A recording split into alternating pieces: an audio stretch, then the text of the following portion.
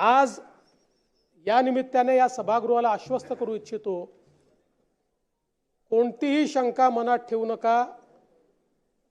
जी जी आश्वासनं आम्ही दिलेली आहेत, ज्या ज्या योजना आम्ही सुरू केलेल्या आहेत, एकही योजना आम्ही बंद होऊ देणार नाही। ज्या लाडक्या बहिणींनी महायुतीवर प्रेम दाखवलं, हे अधिवेशन संपल्याबरोबर डिसेंबर महिन्याचा हप्ता त्यांच्या खात्यामध्ये आम्ही टाकतो। आणि काहीच बदल नाही। नाना, मी या ठिकाणी स्पष्ट करू इच्छितो, कुठलेही नवीन निकष नाहीत, आता तर सगळ्यांनाच टाकतो। पण ॲपरंटली असं लक्षात येत आहे की काहींनी 4-4 खाती उघडलेली आहेत।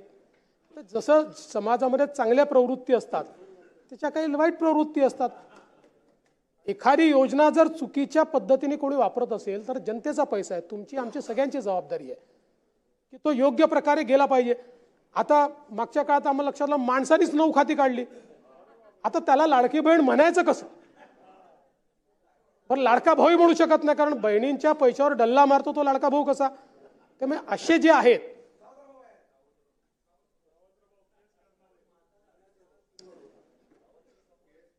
त्यामुळे शेतकऱ्यांच्या संदर्भात आम्ही दिलेली आश्वासनं असतील, युवांच्या संदर्भात दिलेली आश्वासनं असतील, ज्येष्ठांच्या संदर्भात दिलेली आश्वासनं असतील, समाजातल्या वंचितांच्या संदर्भात दिलेली आश्वासनं असतील, ही सर्व आश्वासनं या ठिकाणी आम्ही पूर्ण करणारच आहोत। आमचे मित्र भास्करराव या ठिकाणी नाही, पण माझे